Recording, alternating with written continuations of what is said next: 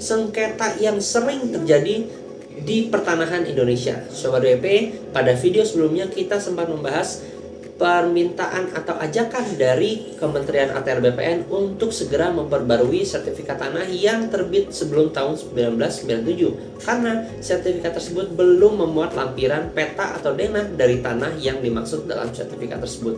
Nah, Sobat WP, kita tahu bahwa salah satu sengketa yang sangat sering terjadi dalam bidang pertanahan di Indonesia adalah tanah yang sertifikatnya tumpang tindih. Nah, kenapa tumpang tindih ini bisa terjadi? Salah satu faktornya tentunya adalah karena terjadinya kelalaian ketika mengukur tanah tersebut. Bisa jadi ada garisan yang bergeser sedikit atau hal lainnya sehingga menciptakan tumpang tindih. Dan terkadang tumpang tindih tersebut cukup besar sehingga saling merugikan satu dengan yang lainnya pemilik sertifikat tanah tersebut. Selain itu, juga terdapat kasus-kasus di mana ada sertifikat ganda atas tanah yang sama.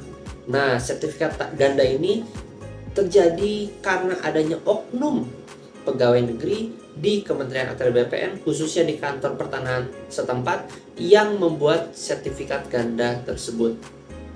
Dalam prakteknya, seringkali sengketa pertanahan diselesaikan melalui gugatan perdata di pengadilan dan memakan waktu yang cukup lama, bahkan hingga bertahun-tahun, karena prosesnya berlanjut sampai dengan banding dan sampai kasasi, bahkan sampai peninjauan kembali. Meskipun kita tahu saat putusan sudah sampai di tingkat kasasi, maka setelah diputus dia langsung berkekuatan hukum tetap atau inkrah. Nah, Sobat WP, penyelesaian sengketa tanah di Indonesia juga sangat dinamis dan sangat case by case ya, dimana ada beberapa contoh di mana sengketa dapat diselesaikan dengan damai di antara para pihak, dan bahkan ada juga contoh lainnya sampai warga masyarakat itu saling baku hantam untuk membela yang mereka rasa haknya masing-masing.